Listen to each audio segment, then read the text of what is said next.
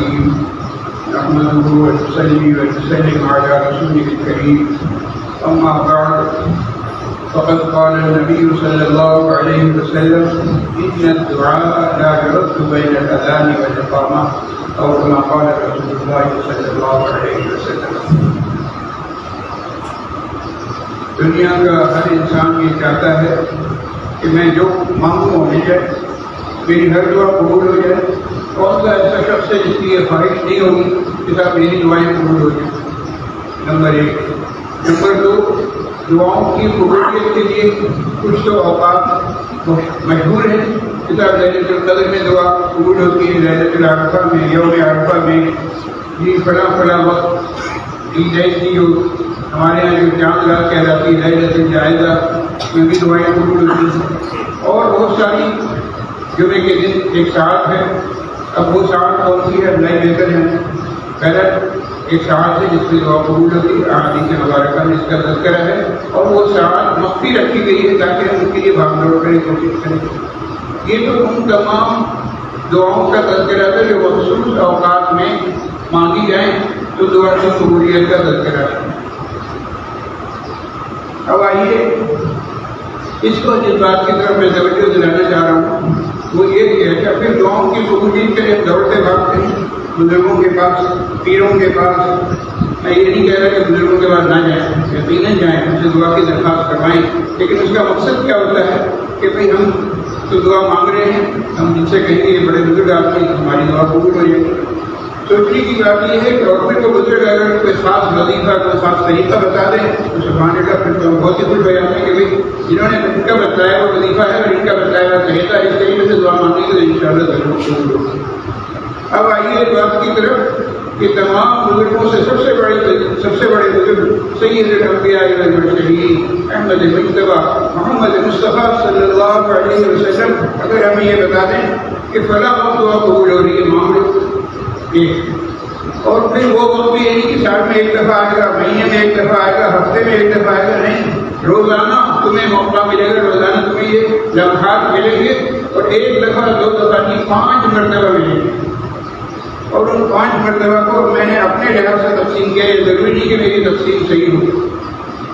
مغرب کی نماز کے علاوہ باقی 4 نمازوں میں اوسطاً میں نے 15 منٹ رکھے.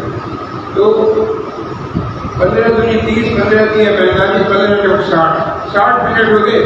آج جو ہمیں اس موضوع پر گفتگو کرنی ہے، آج کی گفتگو کا ہمارا عنوان ہے دعاؤں کی قبولیت کا 1 گھنٹہ. روزانہ ہمیں 1 گھنٹہ تو مست مل رہا ہے، اس سے زیادہ وقت مل رہا ہے. اور پھر اگر کوئی شخص یہ کہتا ہے کہ صاحب مغرب میں ادھر اذان ہوتی ہے ادھر فوری جماعت کھڑی ہو جاتی ہے، وقت نہیں ملتا. میں نے حدیث پڑھی ہے اللہ کے رسول صلی اللہ علیہ وسلم نے ارشاد فرمایا ان الدعاء لا يرد بین الاذان والاقامہ. اذان اور اقامت کے درمیان اگر دعا مانگو گے تو دعا ضرور قبول ہوگی، رد نہیں ہوگی. اب دیکھیے اذان اور اقامت کے درمیان ہمیں کب وقت ملتا ہے. 4 وقتوں کا تو میں نے تذکرہ کر دیا اور صرف 15 منٹ میں نے رکھے تو اس طرح سے 1 گھنٹہ ہو رہا ہے، ورنہ ہو سکتا ہے 1.5 گھنٹہ ہو جائے، 2 گھنٹے ہو جائیں.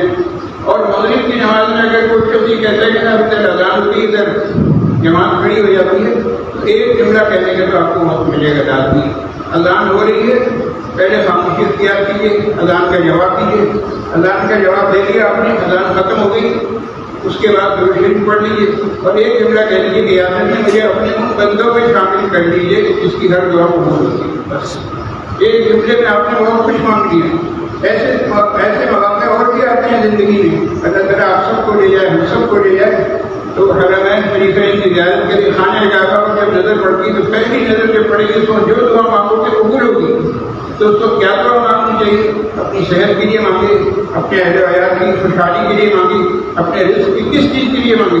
تو بزرگوں نے بتایا کہ 1 جملے میں دعا یہ یا اللہ میاں آپ مجھے وہ بندہ بنا دیجیے جس کی ہر دعا قبول ہو. یا اللہ میاں مجھے مستجاب الدعوات بنا دیجیے. تو اتنا تو ہم مغرب کی اذان کے بعد 1 جملہ کہہ سکتے ہیں. اللہ تعالیٰ کو اذان بہت پسند ہے. کیوں؟ اس لیے کہ اس میں اللہ کی کبریائی، اللہ کی بڑائی بیان کی جاتی ہے. اور اس کے برعکس جو لوگ اللہ کے منادی کی آواز پر کام نہیں دھرتے، اذان ہو جاتی ہے لیکن توجہ نہیں دیتے، نماز نہیں پڑھتے، فرمایا قیامت کے دن وہ دیدار الہی سے محروم ہوں. امام شافعی رحمہ اللہ نے فرمایا کسی شخص کو اگر کوئی اذان نہ دیا جائے تو اس کے لیے یہی سزا کافی ہے کہ وہ دیدار الہی سے محروم ہو جائے۔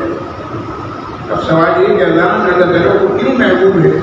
اذان محبوب ہونے کی وجہ یہ ہے کہ اللہ تعالیٰ اس میں نماز کی طرف بلایا جاتا ہے، اور اصل میں اللہ تعالیٰ کو نماز محبوب ہے۔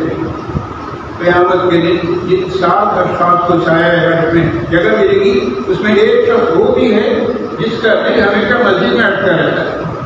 دل مسجد میں اٹکا رہنے کا کیا مطلب؟ یہ مطلب نہیں کہ سارے کام دھندے چھوڑ کے روزگار چھوڑ کے آ کے مسجد میں بیٹھا رہے، نہیں، اپنے سارے کام کرتے رہو لیکن دل دماغ میں ضرور کب اذان ہوگی کب مجھے سارے کام چھوڑ کے آنا ہے مسجد۔ حدیث میں اس کے لیے الفاظ ہے رجل قلبہ معلق بالمساجد، کہ وہ آدمی جس کا دل اٹکا ہوا ہے مسجد کی طرف، کہ ادھر اذان ہو اور ادھر میں پہنچوں۔ تو اس سے مراد ہے مسجد کو آباد کرنا، اور مسجد کو آباد کرنے کا طریقہ یہ ہے کہ آپ دنیا جہان کے سارے کام کرتے رہیں لیکن 10 بکار وہ دل گیا، اپنے ہاتھ سے کام کر رہے ہیں لیکن دل جو ہے اللہ کی طرف لگا ہوا ہے۔ ہر وقت دھیان رہے کہ کب اذان ہوتی ہے اور مجھے وقت سے پہلے مسجد پہنچنا ہے۔ اگر ہم نے اس کو اپنا معمول بنا لیا تو دعاؤں کی قبولیت کا، جو میں نے شروع میں تذکرہ کیا، دعاؤں کی قبولیت کا روزانہ 1 گھنٹہ کم بالکل 100% ہمیں مل رہا ہے۔ اور جو وقت اذان کے وقت اگر 4 نمازوں کے بعد 15 منٹ بھی رکھے جائیں تو پورا 1 گھنٹہ ملتا ہے، جس میں دعاؤں کی قبولیت کا ذمہ اللہ کے رسول صلی اللہ علیہ وسلم نے دیا۔ اس سے بڑی ذمہ داری ہوتی ہے۔ اللہ کے نزدیک سب سے پسندیدہ کام مانگنا ہے، جو نہیں مانگتا اللہ تعالیٰ اس سے ناراض ہو جاتے ہیں۔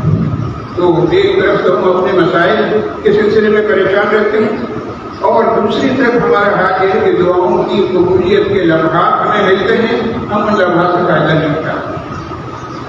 اور جناب علی 5 وقت اذان جب ہوتی ہے تو اذان کی طرف اگر ہم نے بہت زیادہ توجہ کر دی، اذان کا احترام کر دیا، تو کیا خاموشی اختیار کرنا، یقیناً خاموشی اختیار کرنا اذان کے احترام میں ذاتی اور ضروری ہے۔ اذان ہو رہی ہے تو بات چیت چھوڑ دیں، سارے کام چھوڑ دیں، پوری توجہ اذان کی طرف ہو، لیکن صرف خاموشی اختیار کرنا یہ کافی نہیں، بلکہ مصنون جو طریقہ اس پر عمل کیا جائے۔ مؤذن جو کہتا ہے وہی الفاظ دہرائے جائیں، حی علی الصلاۃ اور حی علی الفلاح کے جواب میں لا حول ولا قوۃ الا باللہ۔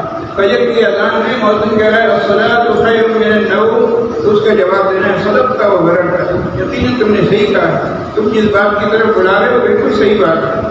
تو ہونا یہ چاہیے کہ جب اذان ہو جائے تو ہم خاموشی سے اذان سنیں بھی، اس کا جواب بھی دیں، اور جب اذان ختم ہو جائے تو ضرور شریف پڑھیں، ضرور شریف پڑھنے کے بعد اذان کے بعد کی دعا مانگیں، اس کے بعد جتنی چاہے اپنے لیے دعائیں مانگتے رہیں، مسلسل دعائیں مانگتے رہیں۔ میں نے منیمم ٹائم بتایا 15 منٹ، 15 منٹ میں آپ بہت کچھ مانگ سکتے ہیں۔